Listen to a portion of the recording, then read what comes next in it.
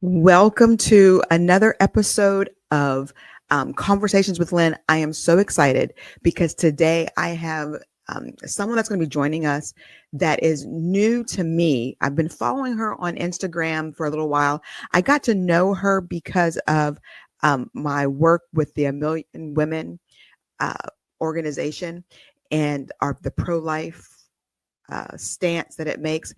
And I was just overwhelmed by this woman. Today we have Christina Bennett on the show, and she is a pro-life advocate. This is a woman who has got to testify in front of two congressional hearings and in the Oval Office. So we're not just talking about someone who says, yes, we should be pro-life. We're talking about someone who really advocates and has even authored a book about her life and her testimony. And let me tell you, she's going to inspire today. So what I need you to do is I need you right now to share this share this program with some friends, and you have a few minutes, and we're going to get back. So go right now, share. Tell your friends you want to hear this powerful testimony of what God is doing in um, America right now, as well as what this woman is doing to set the world on fire and hear the truth. So go right now. You just have a few minutes to share, like, and get people on. See you soon.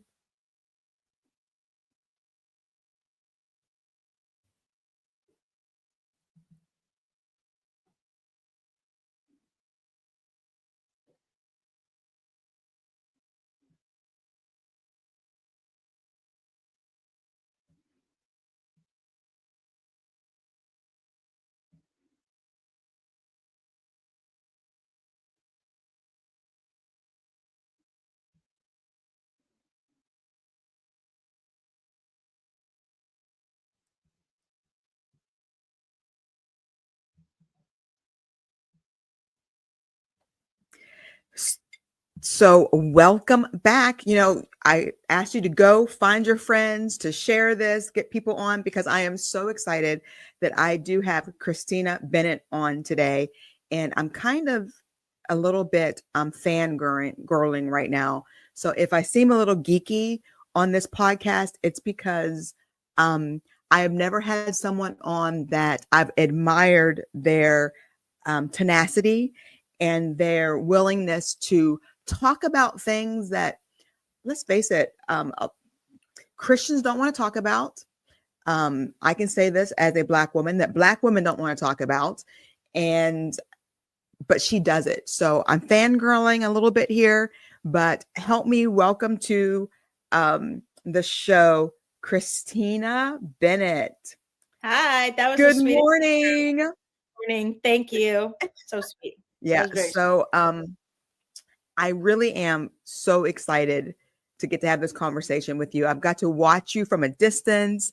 I've got to be in some rooms that you were in, sitting in the back corner saying, okay, tell them about themselves, girl, and here you are kind of in my living room, but not in my right, living room. right. Like And we were really on the struggle bus getting this even recorded. it's true. Yes. Unfortunately, I'm always kind of on the struggle bus when it comes to practical details.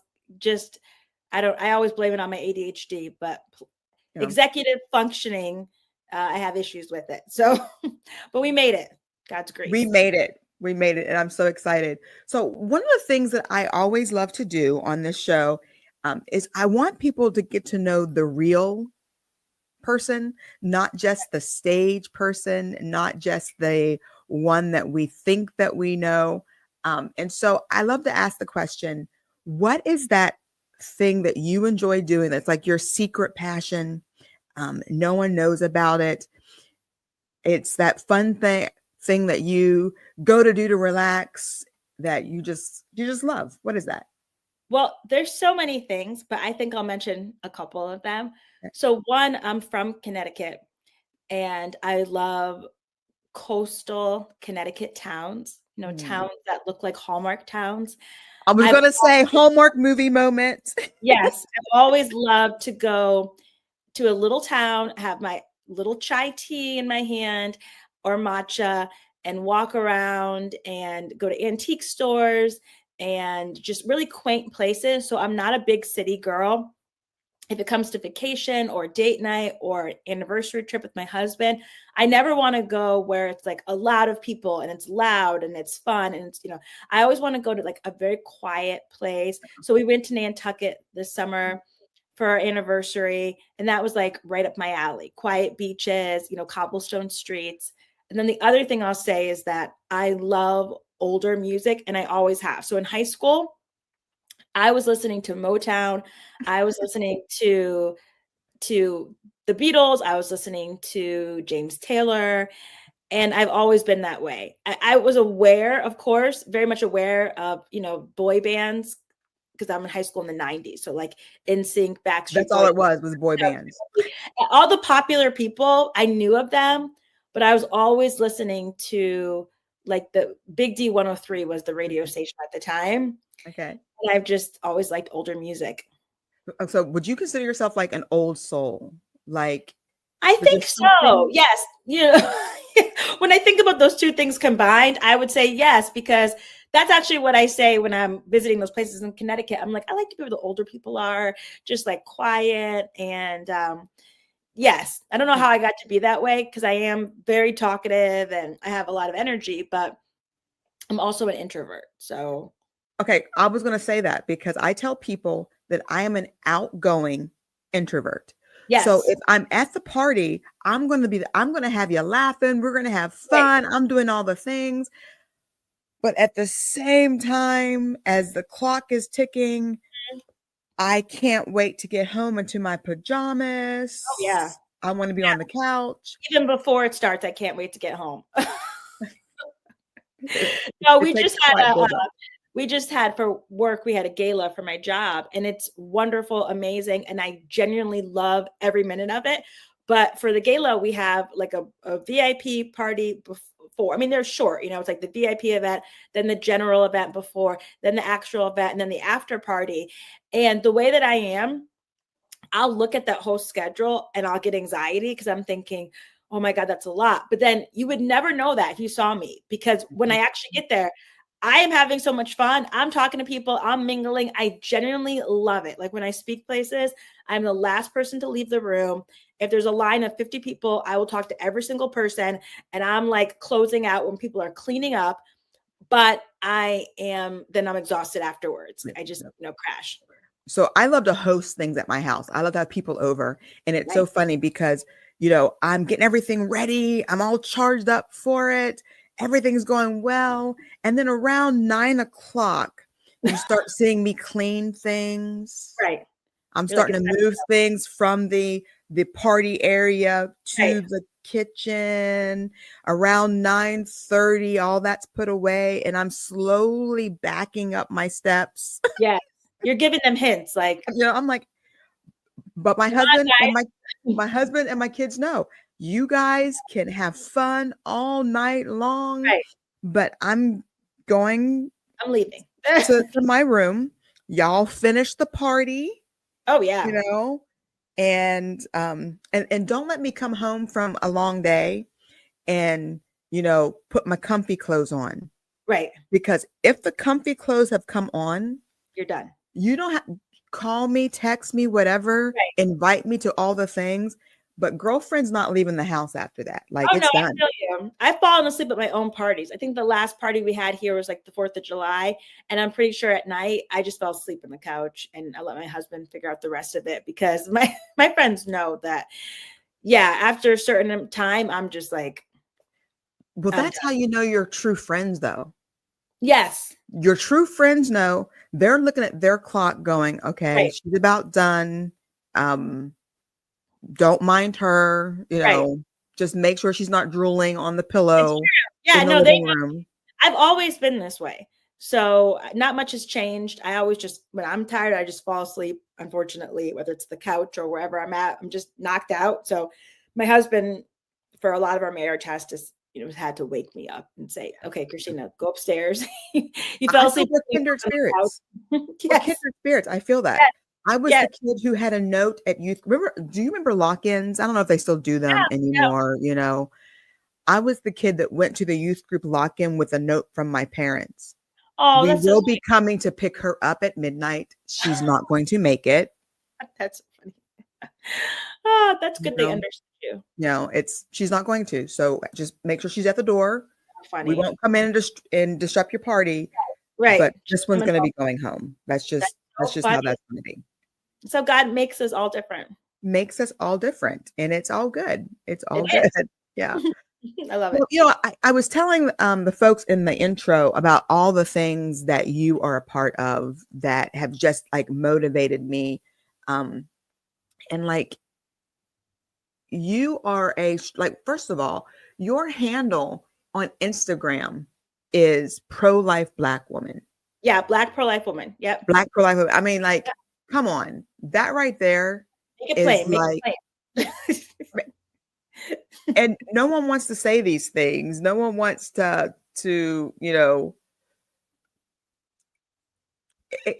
feel like They in the know. I Black always community. joke. I say that when I went to get the handle, it was available on every platform. I didn't have to fight for it. Yeah. My name is very common. Christina is a very 80s baby name, and so if I try to just put Christina Bennett, for a handle, it's hard to find. But Black pro-life woman, it was just, hey, come on and take it, because no one's really fighting for it, unfortunately. So let's get real here. Like, how much did you get any backlash from that, having that as your title? So I will say this, and I don't know if it'll always be this way, but in 20 years of doing pro-life work, I get very little backlash. I get Wow. very little backlash. And I think I don't know what it is. It could be God's grace that he knows Mhm. that I get scared of people. So Mhm. he's protecting me from death threats. I don't know. But I think also that I've always intentionally tried to speak the truth in love and to communicate in a winsome way. And so you will never, I am a conservative, but you're never going to hear me like talking about the left, or liberals Mhm. this, or they're destroying our country, or I don't communicate like that. And I Mhm. think that I believe in some part that's helped me, because Yeah. the people that would be the most against my message, they're against the message, but not necessarily the way in which I'm communicating it. And I think that that kind of softens the blow. That's just been my experience. I mean, I've been very public for a long time, and I don't get emails from people. I don't get nasty messages. Once in a while, I'll get stuff, but not anything even worth remembering or talking about. And I have a lot of colleagues that it's different. And it could just be God's grace. I don't know, but I definitely think that it's partly to do with the way that I communicate with people, because I really love people that have a different opinion than me. And I've always said, I want them to be able to disagree with me. But if they're not going to like me, they're not going to like me because of what I said, not because of how I'm Yeah. treating them, or how I'm communicating, or how I'm talking. So I'm not going to be mocking. I'm not going to be degrading. I'm not going to be belittling. I'm going to be a bridge builder. Yeah. And so I think that's probably just saved me from the harassment. And you really are like that. Whenever I hear you speak, it reminds me of the scripture, speak truth in love. And I think that's exactly where I feel, talking to the church right now, not talking to Right. the world. I don't Right. expect the world to do anything but what the world does. But I think for too long, the church at large when we have a stand against something, well, first of all, we've been wishy-washy for years. Right. Right. Okay. And I feel like it took a while for the pendulum to swing so far into craziness Hmm. before the church started like actually talking about some things. Right. Right. And then when they started talking, it's you have the vision of the guy with the megaphone on the chair on the Yep. corner telling everyone they're going to hell Right. Right. versus the person saying, "Hey, I love you and I want what's best for you, and what you're getting ready to do can hurt you. Let me share with you my testimony." Right. And I Right. think you do a great job of that. Just Thank you. going after the truth, but it always being sugar. Remember a spoonful. What was that musical? Sugar Uh, makes the medicine go down. I think it's yeah, Mary Poppins. Yeah, it's just like that's how you do it. It's a spoonful of sugar. You are loving on them, and but sharing the truth, and it yeah. breaks down those walls. I try to do that. I mean, obviously because I'm a Christian, but I believe that you can speak the truth. This is something that I live by without being unnecessarily offensive. So this is a motto that I live by, Yeah. speaking the truth without being unnecessarily offensive. And so what does that mean? Now, the truth in and of itself is offensive to people. If I say that I believe that you cannot change your gender, that if you're a biological boy, no matter what you do in terms of gender transition, you're still going to be a biological boy. Just saying that is, for a lot of people, really offensive. Just saying that I believe that a preborn child in the womb is worthy of dignity and human rights, and that abortion should be abolished and illegal and all across the country. Again, really hard truth for people. So that is offensive enough without me then having to be snarky or having to add things about people who believe that way and say, oh, they're monsters or they're this, because the reality is there's always a spectrum, and people have very nuanced beliefs. And a lot of Americans, for example, let's say they may support, transgender movement, but they don't want to see that happen when it comes to sports. They want equality in sports. Or they may say, yes, we're pro-choice, but not after 20 weeks, because then, it's a baby. Now, of course, I don't agree with those, perspectives, but most people are not fully one way or fully the other way. There's a blend of, different beliefs that they hold. Right. And I just think that it's important to respect people. Now, that being said, I have a lot of friends who, are loud, and I can be loud too. And even those that use, a bullhorn, and even those that stand up and say different things. And to each his own. It works for people in different ways. You have to find what your lane is. I remember when I was in college, I went to an abortion clinic with these two Hispanic women, Marilyn and Carmen, and they did outreach. And I just remember they were like very intense, very fiery, talking to the women, not in a demeaning way, but just like super intense Yeah. in a way that I wouldn't be if I was outside of the abortion clinic. But, for them, they've saved over, 3,000 lives. And so I find that, we all have our own ways, as long as it's not dehumanizing. I think that, the method that you use, you can stand on top of the building if you want. There's actually a guy called Pro-Life Spider-Man that climbs on top of buildings. But, people can have different methods, as long as it's not dehumanizing to another person, and as long as it's, respectful while you're speaking the truth. That's the way that I live my life and encourage other people to. Yeah. And you like I said, you do it beautifully, respectfully, and I love it. And Thank you. when I read your bio, just about your history, you have an amazing testimony that really did lead you to why pro-life would be so important to you. Yes, yes, yes. My mom walked out of her abortion appointment with me, and it's really incredible. I pause and think about how God orchestrated everything, because my mother would have taken that story to the grave. Mm. My mother had no desire to talk to me about abortion or the fact that she almost aborted me. She was not planning on telling me. She was never going to tell me. When I found out, I was in college. I had already gone through a pretty tumultuous childhood, with my parents being divorced, with moving around a lot because of the divorce. First grade, different school; second grade, third grade, fourth grade, fifth Wow. grade, a different school. And not just a different school like down the street. I mean, first grade, Connecticut; second grade, California; third grade, Hartford; fourth grade, back to San Diego; fifth grade, back to Connecticut. My dad has 6 or 7 children from, 4 moms. We've just, it was a lot of my childhood.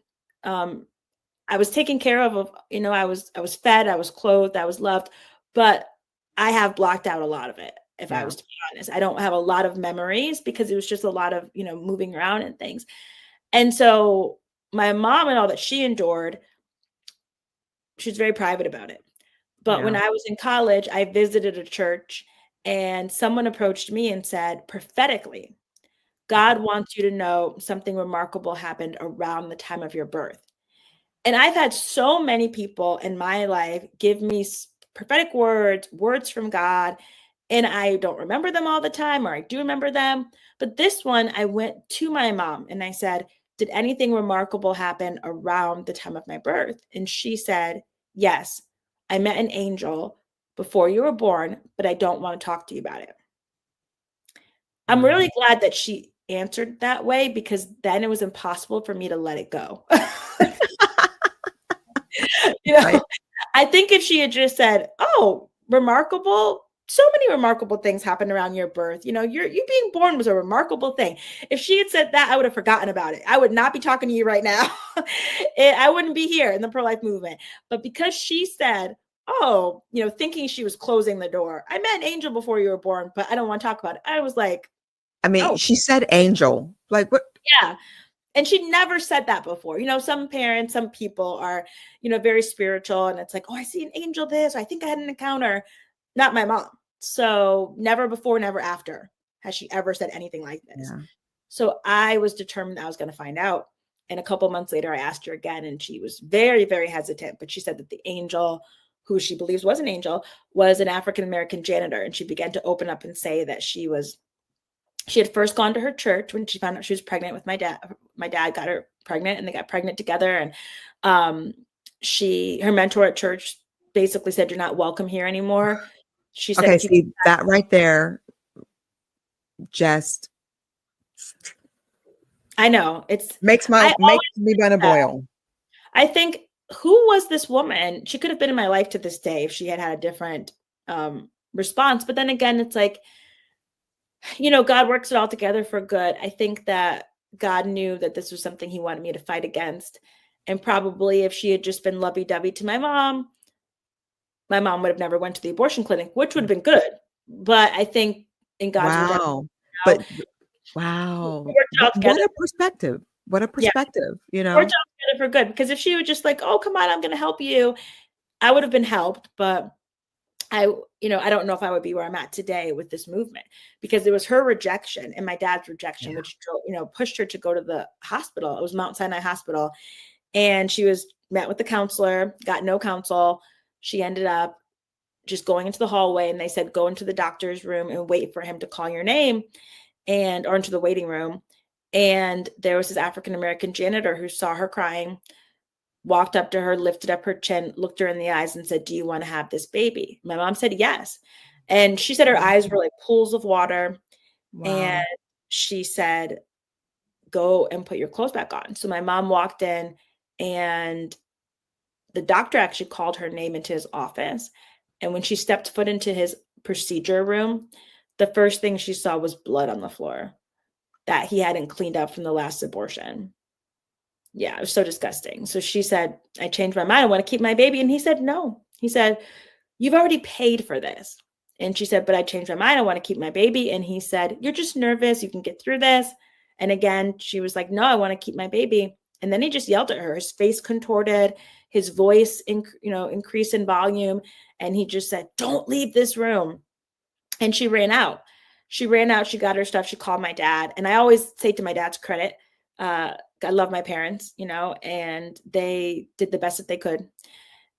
My dad and her got married. So they did get married, but they still had a very unhealthy relationship. So it only lasted for 1 year.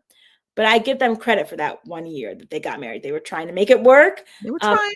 they were trying, because I've worked with a lot of women who are considering abortion, and I've worked with women who, if the woman left the clinic and she was to tell the guy she left, he's going to tell her, "Go back in, and I'm coming with you to make sure that you get it done." So Mhm. understanding more of the coercion and the pressure for women who are considering abortion has helped me to understand the areas in which my parents made good choices. So yes, my dad was pressuring her to get an abortion, but when she walked out, he didn't tell her to go back in. Yeah. She was able to then get married to him, and she pushed it down and was never going to tell me about it. But I think that when I came to her and said, "Did anything remarkable happen around my birth?" automatically she knew. It was like, I had this encounter, She knew it was supernatural. She knew it was God. It even influenced the way that she named me. She named me Christina, which means follower of Christ, anointed one. And if I was a boy, I would have been Christopher, follower of Christ. So it was an 80s name, but it was also a name that she felt that God had given her. She went to a psychic, which I'm not, those are not good to go to. But again, my mom was doing her thing, and so she went to a psychic, but the psychic said to her, you've got a child that you're carrying that's going to love Jesus and bring people to Jesus. So my mom would always tell me that growing up, I went to the psychic and the psychic told me that you were going to love Jesus. And that is the case. And even out of my family, I'm one of the only people in my family that is in church, that, that lives the lifestyle that I mean, do. think about it. God spoke through a donkey. Right. When Balaam was going to go speak, so, hey, even right. God can speak through, he can speak through whoever right.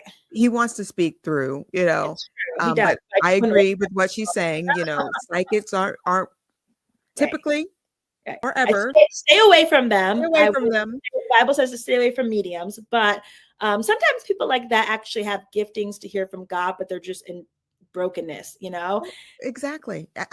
One of my mentors told me years ago that every spiritual gift has a counterfeit. Right. And so, he said that mine was a gift of discernment, which is the reason why, like, I don't fall in love with people very quickly. Like, you're going to have to prove yourself to me. Right. He said, but the counterfeit is suspicion. And so yeah. So I have to be very careful, even as someone who is born again, spirit filled. Right. Not, is this the Lord showing me this about whatever's going on? Or am I starting to walk into suspicion and I need to? That's so good. That's so good to think through that. I think that's a message that really should be taught in churches across the country, especially now when we're online in this day and age where there's just, you can go on so many rabbit trails and you can just, people are, easily brainwashed. There's a lot of conspiracy theories. There's a lot of misinformation, even AI stuff. Like I kid you not, I saw on social media this week, a Black conservative Instagram page. The girl was AI. I know she's AI. I could tell. It's the same clips over and over again of her face. It's saying the most like popular message of the day that would appeal to conservatives. And then at the end of each post, it's like, I want you to purchase this app. And the girl has more followers than I do. And she's fake. I've never seen that before, but I thought, wow, we're going to need it's just getting better and better. It's like, I will start watching a video of something and be like intrigued and then realize, wait a minute. This isn't real. Well, you got to be careful. My husband tells me all the time, he's like, what do you think about this story with the puppy and the dog and it's rescuing somebody? I'm like, in the river. I'm like, that's not real.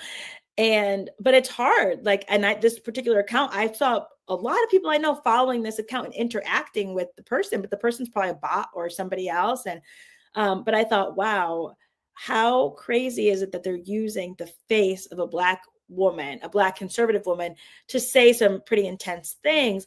But I think they know that the time that we're living in, that would bring a lot of, attention. And so they're like, okay, let's get a face to say this. So discernment is really needed. But yeah, my mom, when she told me that story, I did not know what to do with it exactly, because I'm in Connecticut. I am going to college at Southern Connecticut State University. I'm going to school for communications. I did not know anything about the pro-life movement. I didn't know any pro-lifers. I never heard abortion talked about in church. In the various churches that I'd grown up in Connecticut, abortion's really not talked about a lot, maybe more in the Catholic circles, but I was Protestant. I had never heard abortion talked about in my home. My parents had never talked to me about abortion. I was a virgin. I was a virgin until I got married at 32. So in my 20s, I think if I was sexually active, I probably would have known more about it, but I wasn't. So I didn't. Which is another testimony. Yes, which is a wonderful testimony, to wait till marriage. I've been married now 11 years, 12 years. And so I just didn't know what to do with that story. I thought it was a beautiful story. I thought God had rescued me.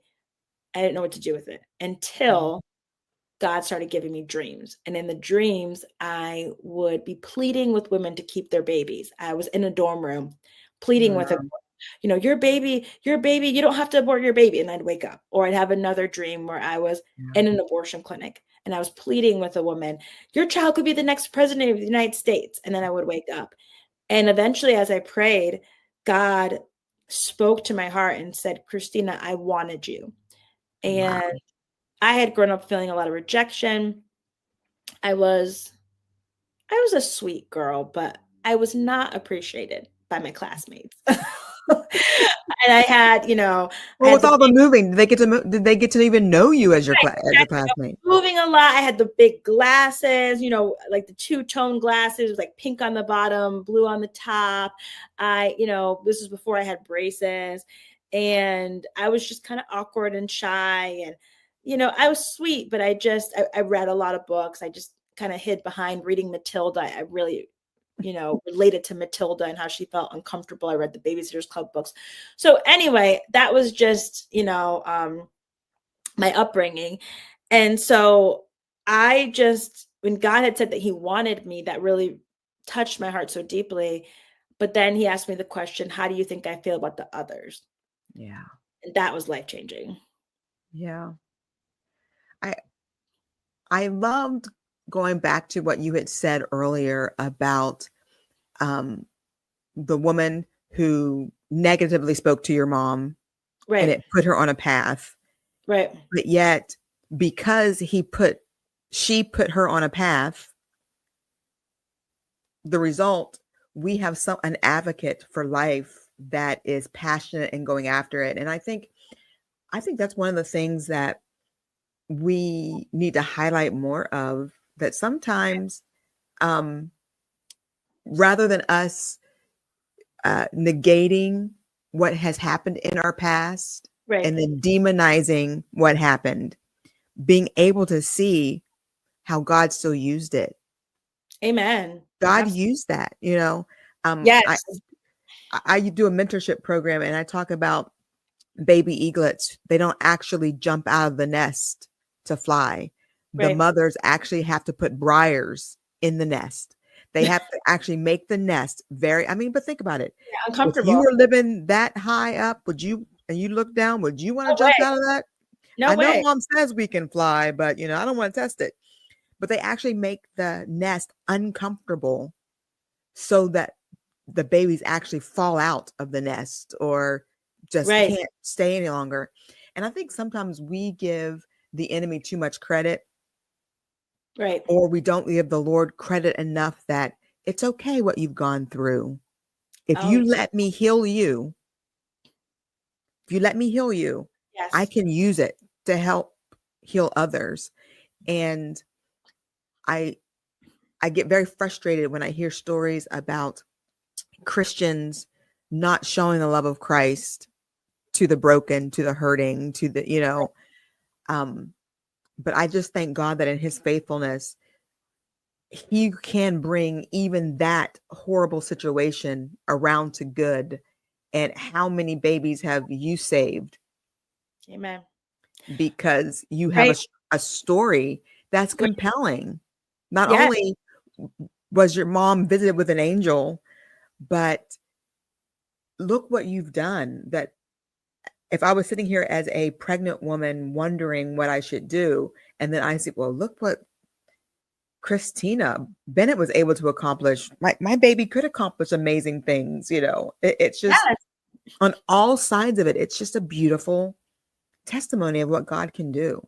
Thank you. Yes, God is so redemptive, and he's been very faithful to me, and I put a lot of work into pursuing healing through the Lord. And so I would encourage people to do that, if they've had an abortion, to go to, a post-abortive counsel class. Mhm. If they're dealing with rejection from childhood, go to therapy, get counselors, go to prayer groups. I remember being in college at a certain point of my life, and I remember just continually crying. Like, I think back to my 20s and how much rejection I dealt with, how much fear. And I would just cry and cry and cry. And, you know, you never arrive. Like, I still deal with things. Now in my 40s, I find that I struggle with anxiety about travel because I travel a lot. And of course, things have gotten a little bit more dicey and difficult when it comes to traveling and turbulence and various things, air traffic control things. So it is genuinely, you know, intimidating in some ways. But I live by the Bible, of course, where the Lord says, you know, my peace I give to you. And I love this Joyce Meyer quote where she says, do it afraid. And so for so many years, I thought, okay, this is intimidating, but I'm going to do it afraid. And I believe that God's going to meet me there. And God's brought a significant amount of healing and freedom to me. I didn't know if I would ever get married. Growing up in a divorced family, growing up with my aunts being and my mom being survivors of really extreme domestic violence, really horrific things that they encountered, that kind of abuse, physical, emotional, mental abuse. I was afraid of men, and particularly Black men. And the Lord told me in college my husband was going to be a Black man. And I had to go through the anxiety I had about growing up in my family, a very, you know, women-centered, women-driven family of strong single mothers who are women. And I had to just lay down all those anxieties to the Lord. And, you know, and God brought me a great husband. Then after I got married, I realized that I had endometriosis.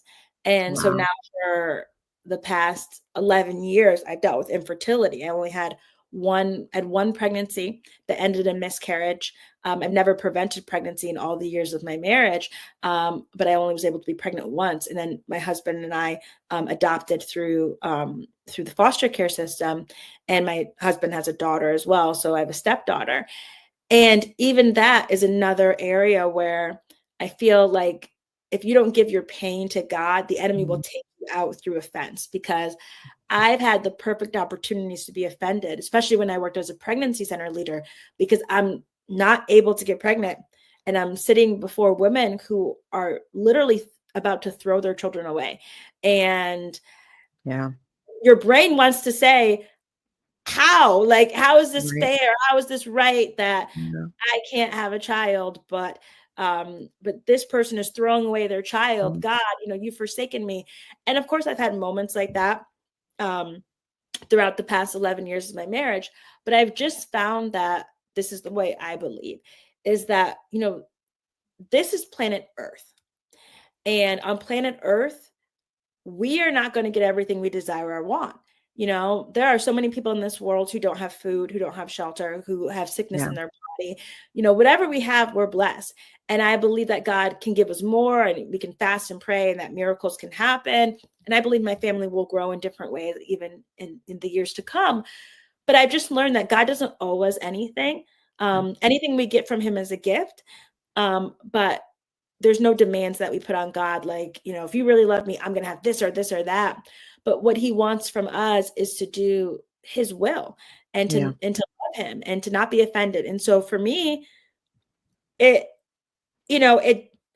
doesn't make sense perhaps in the natural. You think like, okay, here's this girl, she's from, you know, this progressive state, this pro-abortion state. She grew up not knowing anything about abortion. Now she's a pro-life advocate, and she's a pro-life advocate who deals with infertility in a world where, you know, she's not been able to bear a child, but she's helping other people bear a child. And it's kind of like, you know, if it was up to me, if I was writing my own story, it might have looked different. But this is the story that God's given me, and it's a beautiful story, and it's a redemptive story, and I love it. And there's nothing better, in my opinion, than scrolling through social media and I see a baby that's alive that I helped, or I go to a birthday party and the baby's 3 years old. And I remember talking to their mom when the mom was pregnant and helping her to choose life. And that's allowed me to just not worry so much about what my family may think, because it's not that I have people in my family that are pro-life that are like, great job, Christina. You know, that's not the case, except for, of course, like my immediate family, like my husband, my mother. But other than that, you know, people just kind of, you know, that's Christina's doing that, you know, kind of look the other way. And that's how it is. But I think, what does it really matter when lives are being saved? Right. Yeah. As I'm hearing you talk about being an adoptive mother, just another connection for me. I'm an adoptive mother as well. I didn't know that. Awesome. And I remember, but I grew up in a family where my grandparents adopted children with special needs. Oh, wow. It's And so beautiful. they took in the kids that no one really wanted. And most of them were fostered. Right, Only a right, couple of them right, were actually adopted. But from the time I didn't know the ones who were adopted, the ones who were foster, the ones who were biological. right. Like You didn't know who I was didn't who. even know. Right. And so there was this thing in my heart from very early age, just adoption is beautiful. Yes. And my husband and I got the privilege of adopting. We do have two biological, but we also adopted one. And if you meet our family, you would have no idea that Right, she's adopted. And I right. can't even imagine. We'll go to watch videos when the kids were babies and she's not in them. We're like, where's Skylar? Oh, she didn't come to live with us until a year after that, Right, And right. I think that's another testimony that we need to say loud and clear that, you know what? Yes, Adoption is a beautiful thing. Fostering is a beautiful thing. yes, absolutely. And I feel like if more of us would do actually what the scriptures told us to do, take Right, care of the orphans and the widows, we wouldn't be in a situation where the welfare system is right, so hard to get out of. We wouldn't have all these different things. Most of the women that I talked to, have had the privilege of talking to, none of them went to the abortion clinic with the attitude, I can't wait to get rid of this baby. right, I've never, ever had that conversation with anyone. The right. conversation has been, I don't have any help. I don't Yeah, know what to do. I yes. can't handle this alone. And this is what I was told was the best case scenario. Yep, But what if absolutely. the church stepped up and did exactly what we were supposed, instead of relying on the government Right, to be right, the answer right, to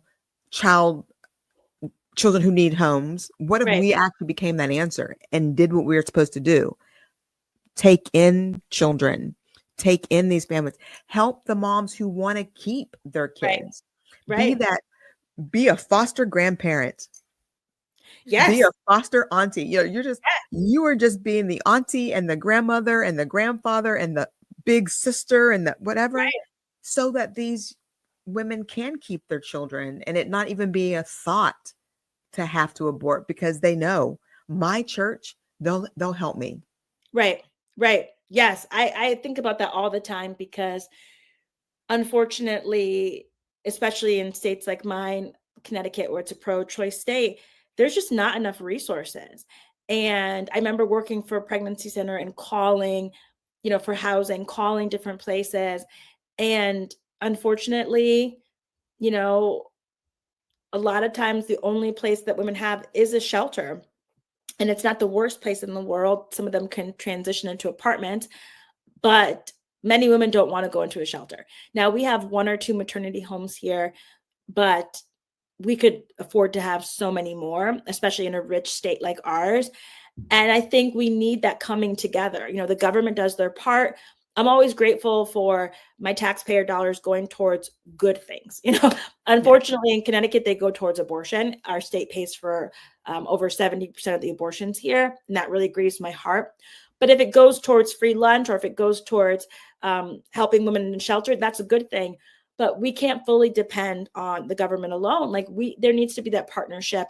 Yeah. And there are many churches and especially many pregnancy resource centers that are giving out resources and diapers and baby clothes and education, but the need is so great and Yeah. so much more can be done. I mean, I have found that here in my state, it almost feels like pulling teeth to try to get people involved with the pro-life movement. It's very challenging. It has been for me when I've knocked doors, when I've called churches, when I've tried to make connections. I even had a pastor one time tell me, I support what you do. I think it's very heroic, but if I was to talk about this issue, I could lose potentially like 40% of my tithe. And I was Yeah. amazed that he actually told me that. I thought, wow, you're not embarrassed to tell me that, Because I would be embarrassed. And I don't think that is a unique feeling. Right. It's sad to say that's probably a lot of pastors' scenarios, more afraid of the loss of finances for the church than the message that they're trying, that needs to be out there. Yeah, I couldn't believe that. I mean, that he said it to me. I was very much disappointed. And this was over, wanting his church to help us to fight for pregnancy resource centers, because in Connecticut, they've been under attack. At one point, the government was really trying to shut them down, and they've even passed laws against them, accusing them of false advertising. And, Planned Parenthood gets a free pass to, botch abortions and lie to women and sell gender transition hormones. And the pregnancy centers are out here giving out clothes and diapers and prayer, and, and they're harassed. But this is the world that we live in. And so I think that anyone who wants to engage in this battle has to be willing to count the cost. And I said before, thankfully, I've not, I don't get a lot of, nasty emails from people, but I have had, separation from people, friends, family. You're not invited to certain things. People don't want to talk to you. You lose friendships with people. They don't understand you. There's been things like that, and just even the toll of just pushing yourself to travel and to do things that are hard and that are scary. Even when we went to what was called Defund Day, a couple of months ago, we were outside of Planned Parenthoods across the country calling for them to be defunded. We had to bring security because people were driving by and they were screaming and F you and everything else. And you think to yourself, I hope I don't get hurt today. I hope that the person who's driving by keeps on going by. I remember one time before I adopted my son, I was in the inner city of Hartford in front of an abortion clinic, and this man drove by and he screamed out the window, how many kids have you adopted? And I must have been feeling just like I had energy that day, because I was like, oh, do you want to talk about it? And normally I'm not like that, but he pulled his car right around. He got right in front of me and he was intense. And I think that he had paid for an abortion in the past, and I think that's where some of his pain was coming from. But as the conversation went back and forth, I realized, Christina, it's you and Ramona, which is my pastor's daughter. You're the only ones out here today, and this is a grown man. You're 5'1". He's, I don't know how tall, and you're in the inner city. So you should probably de-escalate this conversation so this man can get back in his car, because it's crazy that he even pulled his car over on the side of the road to try to argue with me. So there's always, a cost, but it's worth it, because we can't live in fear. Yeah. Well, I just want to say, once again, I commend what you're doing. You give me hope. You give me inspiration. And I don't even know, how you handle what you handle in such grace, without I posted on my Instagram, I think it was yesterday, that I'm in the season of, the Lord is telling me keep my heart open, but my mouth shut. Right. That's a good because place. Maybe because I'm hormonal. I did a podcast with some, perimenopausal ladies, and we just talked about, the stuff. I didn't get the menopausal weepy. I got the menopausal. Come on. Tell me that again. Let's talk about a fight. Yeah. No, I'm turning 44 in I think 11 days or so. I don't know what day it is. October 13th. I'm turning 44. So I have those things to look forward to. But no, it's a lot of grace. When you said that scripture about orphans and widows, I think about that so much, because our household right now is my husband, me, my son, who, was obviously an orphan, but, adopted into love. And then my mother-in-law, who is in her late 80s, who has dementia, who has lived with us for probably 4 years, who my husband is her main caretaker. He's got 3 brothers and he's the youngest of all, but he's the main caretaker. And so we have, just a very interesting household. We have caretakers coming in and out to help us at nighttime, and all of the various things that come with, dementia, and, it can be very challenging. But I often think back, this is our house. This is a widowed woman, and this is a once orphaned child that we've brought into our house by love. And it just sometimes the two of them together, you know. It's It's a just, lot. it's intense. It's very intense. And at the same time, it's like, okay, God, um, help us to navigate these, family situations, help us to better learn how to love each other and serve each other. And we're definitely not perfect at it. We get frustrated, especially if you're staying up till 2 a.m. and the night that the caretaker's not there, you get Yeah. frustrated. But I even said to my friend the other day, and the other day being like 2 nights ago, my girlfriend, when I was up at 2 a.m, I said, you know, I better just stop complaining, because I did say in my, in one of my work calls, I wanted to be like Mother Teresa. And I You think, put it out there. Yeah, put it out there. so I think it's, you have these ideals about what you want to do. And then when you're actually faced with it on a day-to-day, it can be very challenging. But I bring that up too, because, being pro-life is across the board. And before I got married, I volunteered at elderly homes, and I had said to the Lord, when I get older, I want to, take care of my parents. Now, I was just thinking about my parents. I wasn't thinking about my husband and his parents, um, but I think that in Connecticut, seeing the fight for assisted suicide, seeing how these pharmaceutical companies and these insurance companies, they really want to give people drugs so that they can kill them. They don't want them to live. They would rather Yeah. give them ways to end their life quickly. And so many elderly people already feel like a burden, or they're not fully there with their Yeah. mental capacity, so they can be easily talked into ending their life. And these are, that's one end of the spectrum, is the unborn child, and the other end is the elderly person. And then there's everybody else in between. Right. But to be truly pro-life, it's like we're asking God, how do we show dignity and honor to the preborn child? How do we show dignity and honor, even when we're frustrated, even when it's not perfect, to our in-laws? Yeah. How do we love, the person who's caught in gang violence? How do we love the person who has a disability? How do we love the liberal? How do we love the conservative? How do we love the progressive? How do we love the far right person? There's so much division in our country right now. Yeah. And it's because so many of us are committed to seeing the worst of our enemies, Yeah. and painting them in the light of, this person is the cause of this in America, or Yeah. this person's destroying our country. In reality, we want abortion workers to run to us. We want them to know that when they're ready to leave that industry, or if they've seen our material, live action, we've done quite a few videos with former abortion workers. And one of them, I talked to her in California, and I remember her telling me that the way she got out of the abortion industry was that she saw a little bicep on a baby that she had aborted, and it reminded her of her son, who would run around the house at 3 years old and say, "Mommy, look, I'm so strong. I'm so strong." And when she was taking the pieces of this baby apart and she saw that little bicep, it flashed to her son, and she thought, "I can't do this anymore."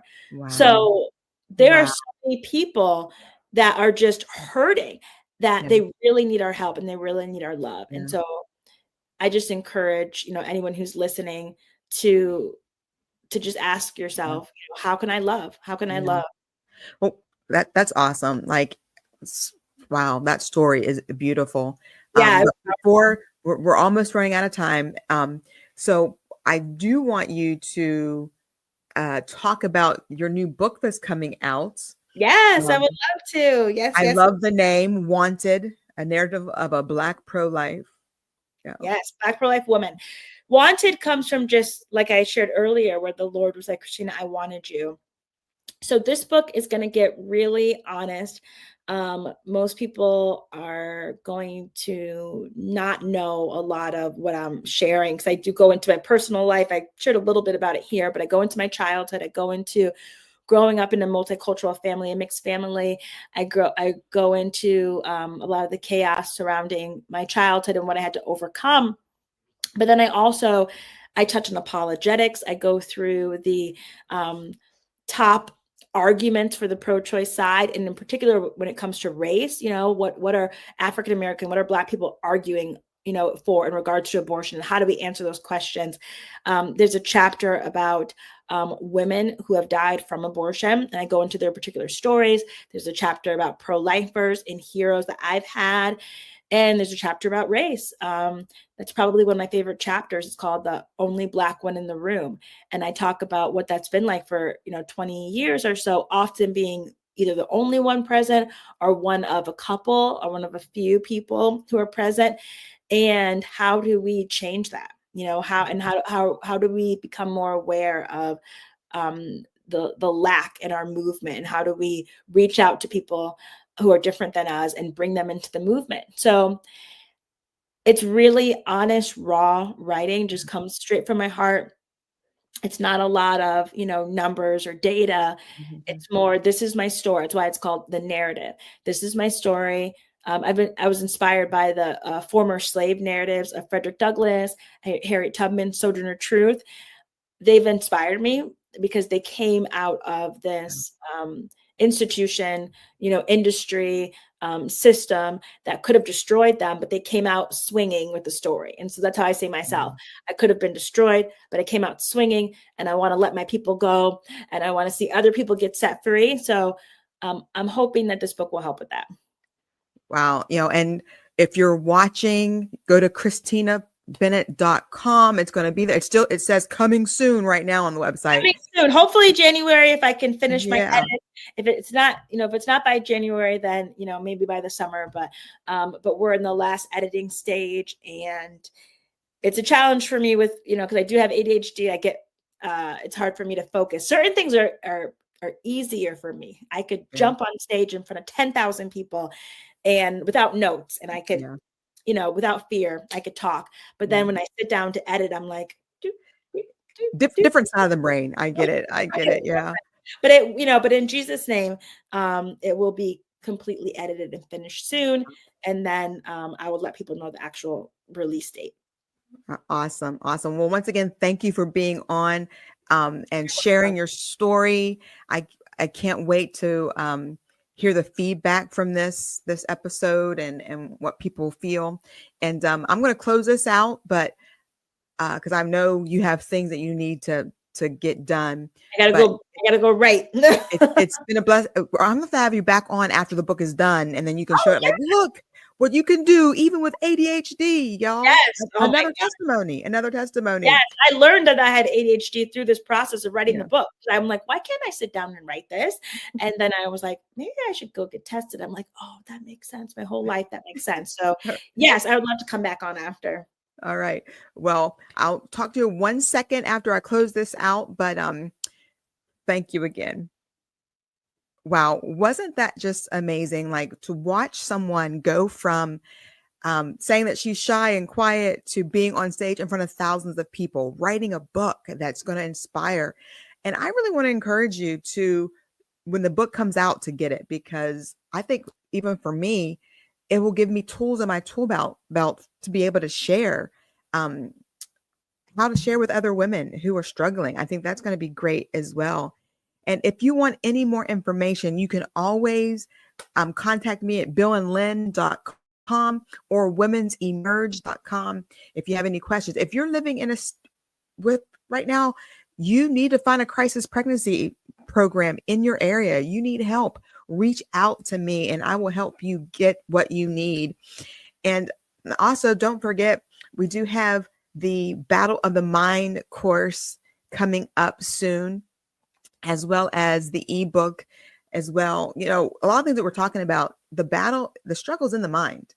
And when we can learn how to control our thoughts, how to, as the scripture says, take every thought captive, we can change. If we change the way we think, we can also change the environment in which we live in. And so I want to encourage you to download the online course.